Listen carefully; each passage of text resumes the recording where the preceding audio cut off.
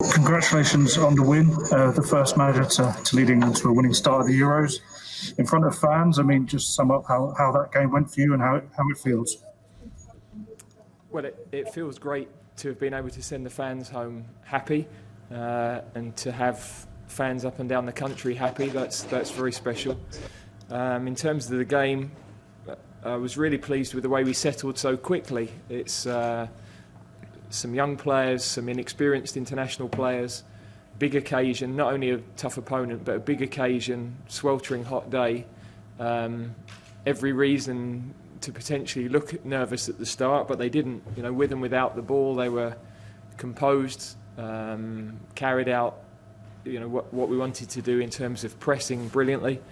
And although it was always going to be a game of few clear chances, I thought we looked the bigger threat throughout, really. Thanks, Simon. Next we'll go to Dan King. Hi, Gareth. Congratulations. Thank you. A lot will be talked about Raheem Sterling and his goal. But, Calvin Phillips, you had options from the squad that you left out who played Champions League finals. You've had more experienced players you could have played in the team, and you've left them out. How pleased with you with how he coped with playing against that incredible midfield and producing that performance and the goal? Yeah, I think we watched him a lot last season, or the season before last in the Championship. We were going to bring him in to the squad ahead of the Euros a year ago. He's now had a year of Premier League football. He's technically good, and we also knew that the athleticism today in midfield was going to be so important. We had to get tight to their three midfield players, and Mason, Calvin and Declan did that really well, along with the wide players helping out and Harry taking up the right positions. So they did a lot of the job for the defence to limit the opportunities. And Calvin is a fabulous boy to work with, so unassuming, and I thought his performance was outstanding. The two passes in the first half in behind the defence were top level, and the contribution for the goal summed his day up, really.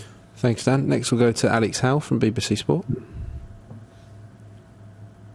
I was just going to touch on the midfield three again. How happy are you with the balance in the middle of the pitch, in particular, Calvin Phillips? Yeah, I think we know that we're asking him to play in a slightly advanced position from that he plays at his club.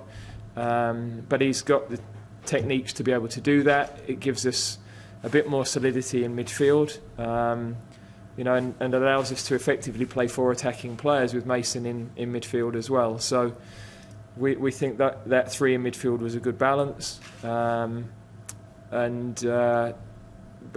also again I have to credit the forwards for doing their job without the ball as well. And every time we made runs in behind, whether that was from midfield or from the front, we looked a real threat, and I thought we could have done that a little bit more, if anything. So pleased with a lot of things. There's still obviously, as always, things we can get even better at. Thanks, Alex. Next we'll go to John Cross. Hi, Gareth. I was just going to ask you a little bit more about Raheem. What an incredible 48 hours for him, bearing in mind the MBE as well. There's so much competition for places, but his performance today showed how much he wanted that, capped off by the goal, didn't it?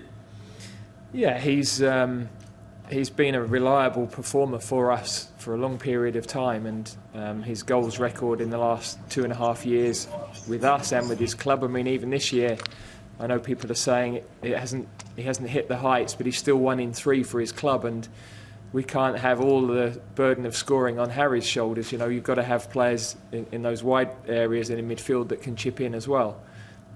So I thought he looked a threat the whole day. I'm delighted for him because it's obviously quite a few tournament matches without scoring ahead of today's game.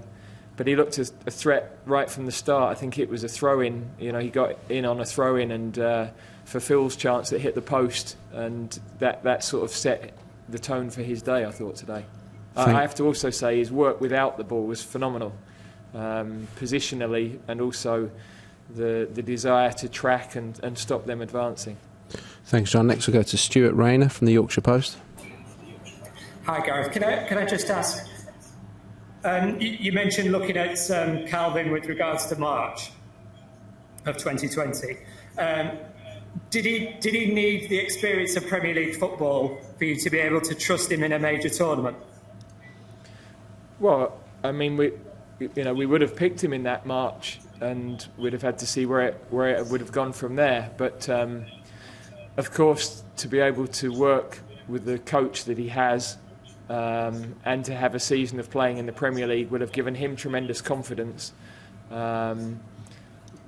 But I think all those attributes were there. The range of passing, the athleticism, the desire. So, yeah, for us, he's just a very good footballer and high performance, low maintenance. We like that a lot. Thanks, Stuart. Next we go to Paul Joyce of the Times.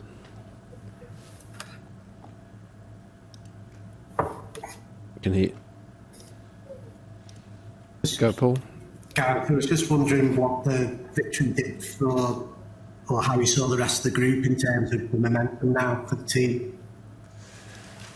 Well, this is the big challenge for us now because, of course, we're delighted with the win and the players are happy, and it's a positive step in terms of qualification. But one of the hardest things in sport is to come back to that point you were before the kick-off for the next game. You can get a bit of a glow of the win and a bit soft and a bit puddingy when you poke your finger in the belly.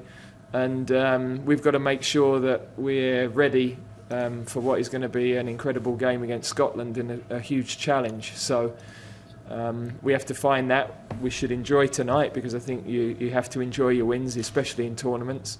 But focus now. Our first objective is qualification. We haven't done that yet. And we've got a very important game for us and our fans on Friday night. Thanks, Paul. Next we'll go to Sam Wallace. Sorry, Paul, we'll go to Sam Wallace. Hello, next. Gareth. You just mentioned just earlier in your remarks just about you'd like the forwards to get in behind the line a little bit more, running in behind. What do you think happened there, and why do you think that didn't happen as much as you would like? Well, I think it happened a fair amount, and we got Calvin and Mason in there as well. I think part of that was the heat today. I mean, it was incredible conditions, really. They're fortunate they can keep the ball better than the team I played in because we'd have been chasing forever and running out of gas, I think. So we knew we had to pick the moments of when to retain possession and make Croatia run. And when to go in behind, it just felt like if we'd been able to go in behind a little bit more, that was definitely the threat. But you've always got to have that. You've always got to have those runs in behind that disrupt their back line and create space for the players that want to get in between the lines to play. Thanks, Sam. We've got time for two more, starting with James Robson of The Standard. Hi, Gareth. Hi, James. I just wonder what your thoughts were on Harry Kane today. It felt like a bit of a frustrating day for him. Perhaps a lack of service, not getting into the box enough. I think he led the line really well. It was a game where he had to take a lot of physical buffeting. A lot of the game for him today was to link and to create space as he did for the goal for others to go and play. And of course, there are days where the chances will fall to him, and he'll be the one able to get his shots away. Today, he was really tightly marked by their team and crowded out. They know what a threat he is, not only high up the pitch but dropping between the lines. I haven't actually seen the chance at the far post again to see how good a chance that was. But he brings so much more to our team than just the goals. Thanks, James. And we'll finish with Sammy Mockbell from The Mail. Hi, Gareth. Hi, Sammy. A lot of your play went into the unknown today without any major tournament experience. How key was dealing with that pressure, and now obviously dealing with even more pressure because the expectation, given today's result within the country, will go up a level. Yeah, I think the pressure is what we decide it to be, and we've talked about this as a group. We have opportunities to be the first to do things. I didn't realise today was the first win in an opening game. So that's something that they've managed to achieve that no other team has done. We just focused on what is this team about, where do we want to go, how do we work as a group, build on the performances, build on the training that they've all put in over the last 2 weeks.